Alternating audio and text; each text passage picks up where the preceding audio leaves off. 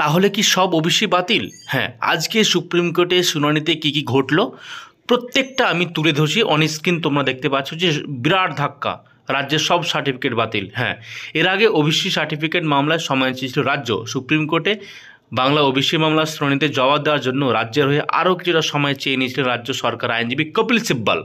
সোমবার দেশের সর্বোচ্চ আদালতে মানে আজকে এর ছিল শুনানি। শুনানিতে কী হলো ভিডিওটা শেষ পর্যন্ত দেখবে, সমস্ত তথ্য এখানে দেওয়া আছে।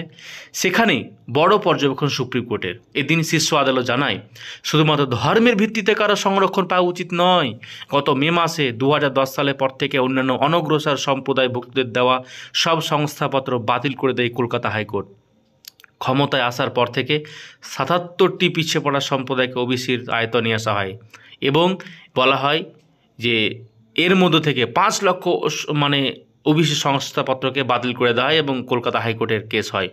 এর আগে মামলা সুপ্রিম কোর্টে উঠলে হাইকোর্টের নির্দেশে কোনো স্থগিতাদেশ মানে স্টে দেয়নি, যার কারণে নিজেদের ওবিসি সার্টিফিকেট ব্যবহার করতে পারছে না যারা ওবিসি সার্টিফিকেট ক্যান্ডিডেট রয়েছে তারা। এদিন রাজ্যের হয়ে আইনজীবী কপিল সিব্বল শীর্ষ আদালতে বলেন কলকাতা হাইকোর্টের নির্দেশে পশ্চিমবঙ্গে মোট 12 লক্ষ ওবিসি সার্টিফিকেট বাতিল হয়ে যায়।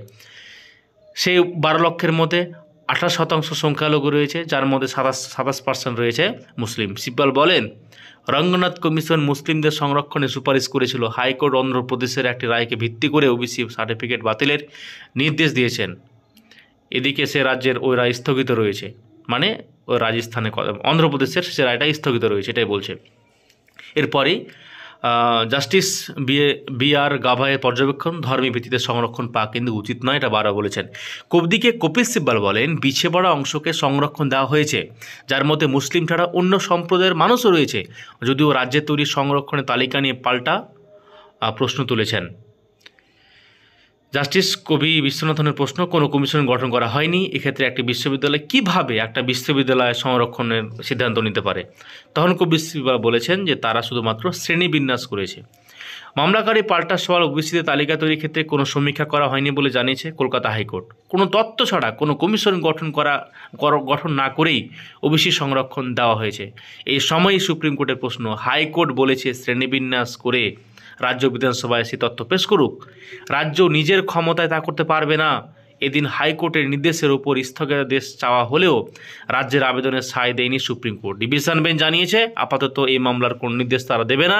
জানুয়ারি মাসে 7 তারিখে এই মামলা পরবর্তী শুনানি রয়েছে।